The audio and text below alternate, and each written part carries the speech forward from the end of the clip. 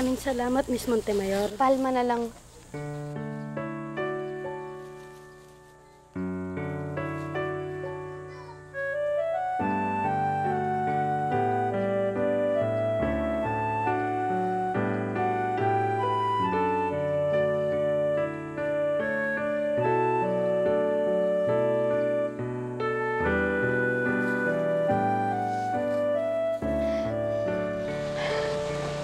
Sa likod ko siya.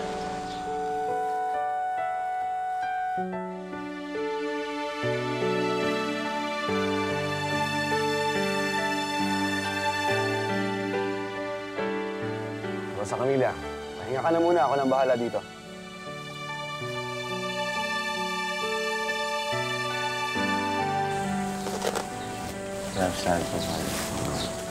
Parang kumukunti yata. Kailan ba dumami ang pera namin, Ernestina? Hindi. Maraming salamat. Bakit ikaw nag-deliver nito ngayon? Wala akong mautusang iba eh. At saka iba pa nga palang pera. Idadaan ko na lang sa mga business connections natin. Oh, that's good. Mahirap din naman itong may dala tayong maraming pera lagi. You know what, Ernestina? I think you should consider na sumuko na kay General Gonzalo. Ayoko nga. Pag ginawa ko yan, makukulong ako kaagad. Mabibigyan kanya ng pardon agad. Siguro house arrest lang, just like Daddy. Kahit na house arrest, ayoko. Okay na ako sa ganito. Ernestina, you know what? You should keep an open mind. Tandaan mo, mas magaling ako magplano kaysa sa'yo. Bakit? Planchado na ba yung plano mo? Well, hindi pa. Ay nako, wag mo akong kausapin hanggat hindi pa planchado ang plano mo.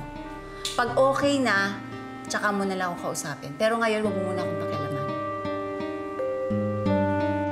Carlito, ito nga pala yung mga pinabibigay ni Guada. Sabi niya sa akin, kapag may nakuha daw siya, ibibigay na lang daw niya sa akin. Siguro sobra-sobra na to. Kung makakasama lang sana ako. Bakit hindi? Maraming umaasa sa akin, Carlito. Sa amin ba walang umaasa?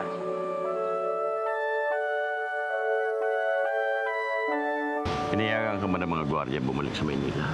Oo, 3 araw lang. Naapektuhan na rin ako dito. Babalik ako kagad. Babalik kami ni Charlie. Kumusta mo ako kay Rosa Camila? Sabihin mong dumalaw naman siya dito minsan. Sasabihin ko kagad sa kanya. Si Lucina at si Nestor ang maiiwan dito para magbantay sa inyo nila, Sarina at Iluminada. Hindi ka ba nagsasawa? Dati, ako lang inaalagaan mo. Ngayon, pati si Sarina at si Iluminada. Ito ang pinili kong buhay. Masaya ako dito. Masaya ka pa ba? Ako hindi na. Hindi ka ba nasasayahan? Magkakasama pa rin tayong lahat. Sana mabuuli ang pamilya natin. Mangyayari pa rin yun. Alam mo ba, si Elaine palalabasin na? Saan ba siya titira? Dito o kay Rosa Camila? Alam mo yan ang hindi ko alam. Alam mo, Alicia, sa lahat ng mga taong nagtrabaho sa akin, 2 lang ang pinagkatiwalaan ko. Si Elaine at si Asturias. Pero si Asturias ayon, naghudas. Mabuti na lang at natiling tapat si Elaine.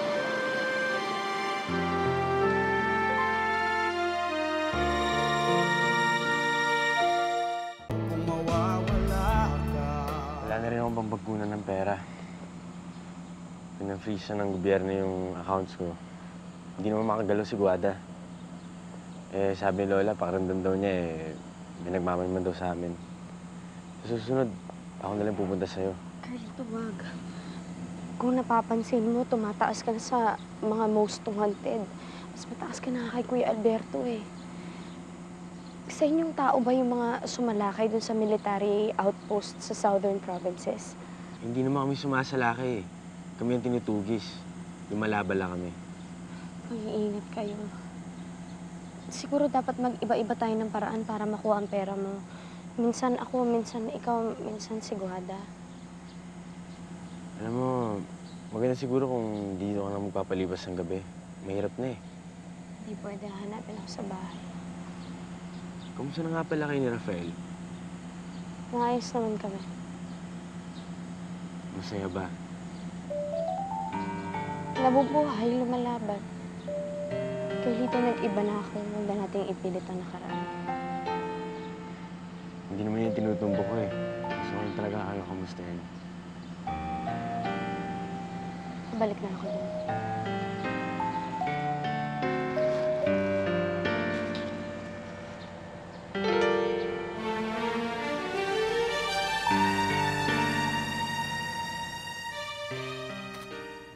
Carlito, hindi ito ang buhay na pinili natin. Hindi naman tayo may hawak ng kapalaran eh. Pare, nawalan na ako ng sense of direction, time, at purpose. Mahigit 2 buwan na pala tayo nagtatago. Ni hindi ko nga alam kung nasan tayo eh.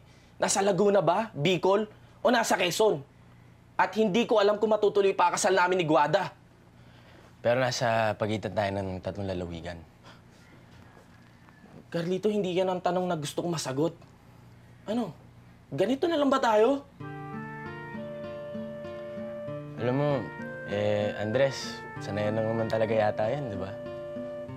Kasi kung pwede nga lang, sa ibang bansa na lang itutuloy itong laban na to, sa tingin mo ba, hindi rin ako papayag doon? Pare, magagalit ka ba kung Hindi tiwalag ka? Okay lang yun.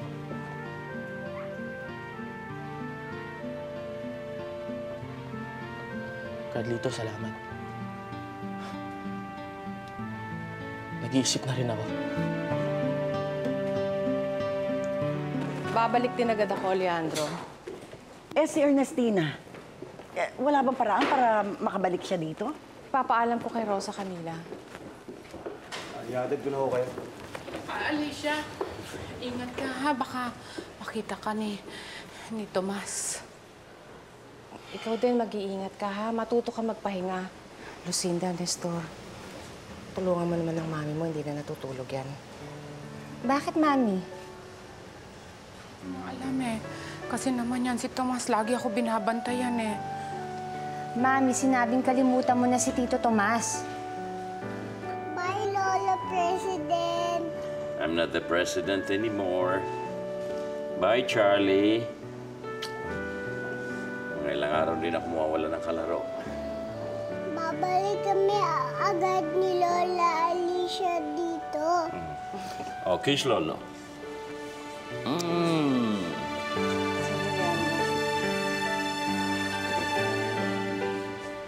Ang laki na naibigay ko. Hanggang ngayon hindi pa rin ako kinakausap ng amo mo. Alberto, maraming inaasikaso si General. Busy-busy siya. Paano naman ang kaso ko? O ano? 5 milyon lang na deposito mo Itataas ko ang offer ko.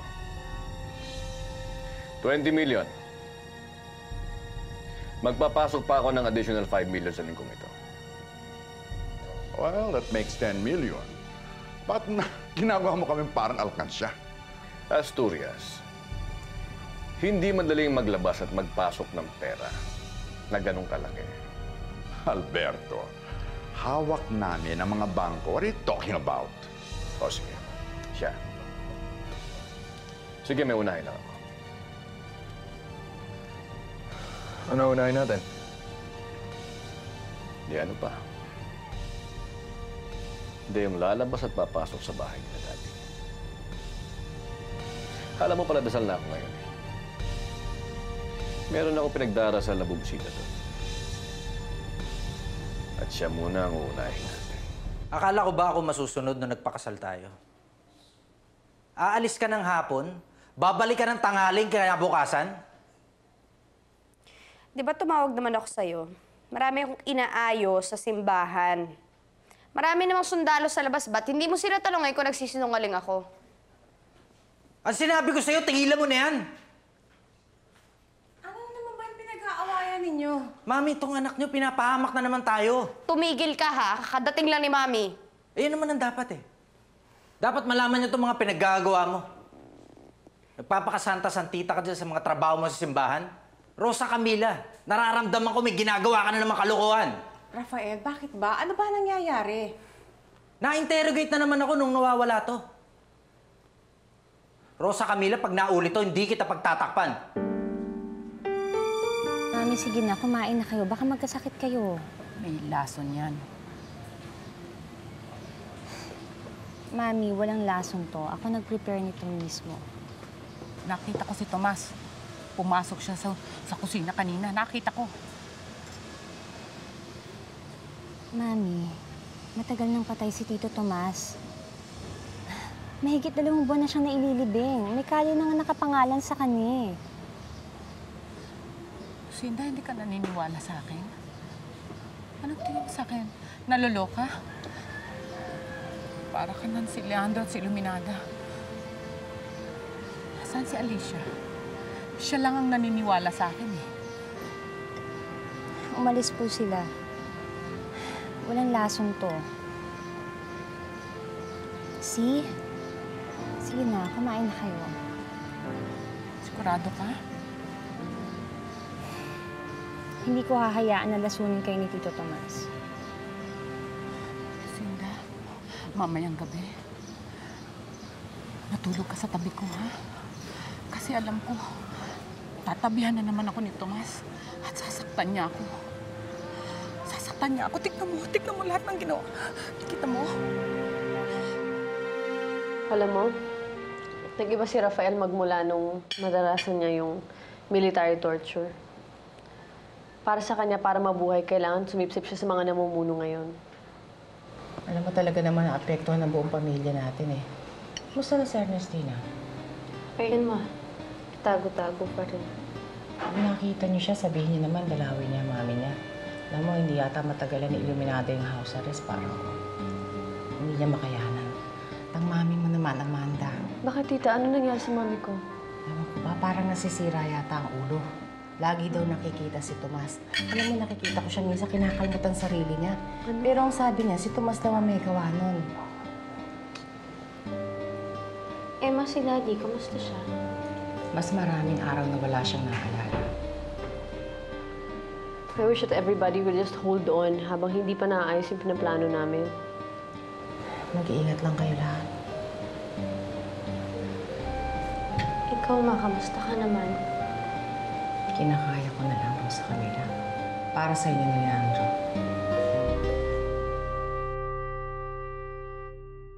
Kung mawawala ka, di na iibig pa. Tita Iluminada, ayaw mo ba itong niluto ko? Gusto kong kumain sa labas. Ang tagal-tagal ko nang hindi kumakain sa restaurant. Huwag po kayong mag-alala, kakausapin ko si Supreme Commander na payagang magpa-cater dito. Sa bahay na ito, Gonzalo lang ang tawag namin sa hayop na general na yan. Lucinda, naalala mo ba si Alberto? Opo, Daddy. Nasaan na kaya siya? Gusto ko na siyang makita. Ngayon pa! Ngayon pa, tinutugis pa rin siya tulad ni Ernestina. At tayo, nakakulong dito. Mamamatay na tayong lahat dito. Tita Iluminada, huwag kayong mawalan ng pag-asa. Wala na tayong pag-asa. Wala na. Bagsak na ang mga Montemayor. At kayo, daig niyo pa ang mga belya sa gabi sa mga binabalitang mga puro party sa inyo. Hindi na kayo naawa sa mga lumalaban at nagtatagong mga anak ko para sa inyo. Para din po sa atin yun. Iluminada, kung gusto mo, papuntahin mo dito si Alberto para sumaya ka. Po, Mami? Sige po, bye-bye. Ay, so gwapo today. Guada, kailangan na namin umalis ni Charlie. Hinahanap na kami ni Rafael sa bahay. Rosa, hindi ako pwede kahit 1 oras pa. Kasi matagal ko na hindi nakita tong pamangkin ko eh. Tito Gado, we will be here naman 3 days, ha? I want to see Lola Vice President. Lola President na anak. Oo nga pala, yung maleta ng pera nasa kotse mo na ipalagay ko na. Sige, ibibigay ko sa kanya pag nagka-oras ako.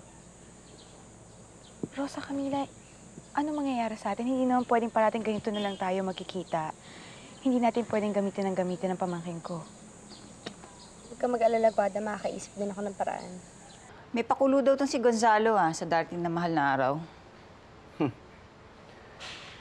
Nagyayabang na naman siya. May isa pang sinabi si Amanda. Gusto niya akong sumuko. Gagawin mo naman. Depende sa plano. But you know, I have to give it to her. Kaya tayong lahat ay buhay ngayon. Dahil din sa kanya. Wala ka makukuha doon. Well, siguro nga. Pero kailan tayo kikilos?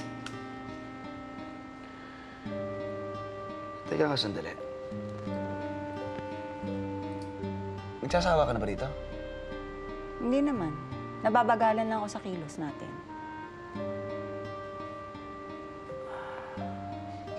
Alam mo,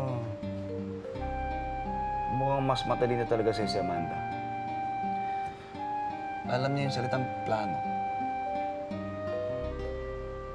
Mami, nakita niyo ba si Rosa Camila? I think kasama niya si Charlie. Sumama sila kay Guada. Hindi ko kasi nagpaalam sa akin eh. Kasi wala ka kanina, pero nagpaalam sa akin. Saan kayo nagpunta? Mabuti ko siguro, sundan ko na lang para makasama ako sa pagpasyal kay Charlie. Alam mo, wala naman siyang sinabi sa akin. Ba't di mo na lang tawagan? Baka nagpunta sa park. Baka naman sa simbahan na naman. Alam mo, Rafael, tawagan mo na lang. Huwag mo nang pasabugin yung problema mo. Galing na rin ako dyan sa San Dionisio eh. Tawagan mo. Tito Carlito, may naghahanap po sa inyo mga magsasaka. Ha? Sige, papasukin mo lang. Tuloy po kayo. Salamat. Magandang gabi. Magandang gabi po. Magandang gabi. Ano namang sadya natin? Marami na po nagtatanong sa inyo dito sa lugar natin. Sinasabi po kasi ng mga tao na yung grupo niyo raw po grupo ng mga komunista. Komunista? Hindi kami mga komunista. Isang grupo lang kami na piglalaban ng tama. At hindi namin balak palitan ng gobyernong militar ni Gonzalo. Yung mga sundalo po nagtatanong, nagbibigay na po sila ng malaking pera para lang po magsalita kami. May nagtatanong na ba? Meron pong iba na naniniwala na yung grupo niyo araw po, grupo ng mga komunista. Kung ako sa inyo, umalis na kayo dito ngayon din.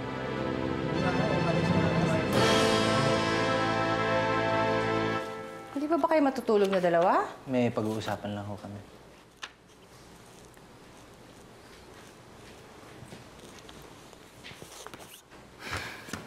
Anong pag-uusapan natin?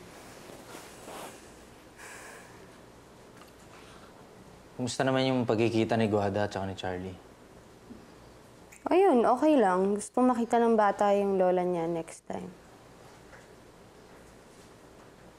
Para mabigyan uli ng pera? Ano?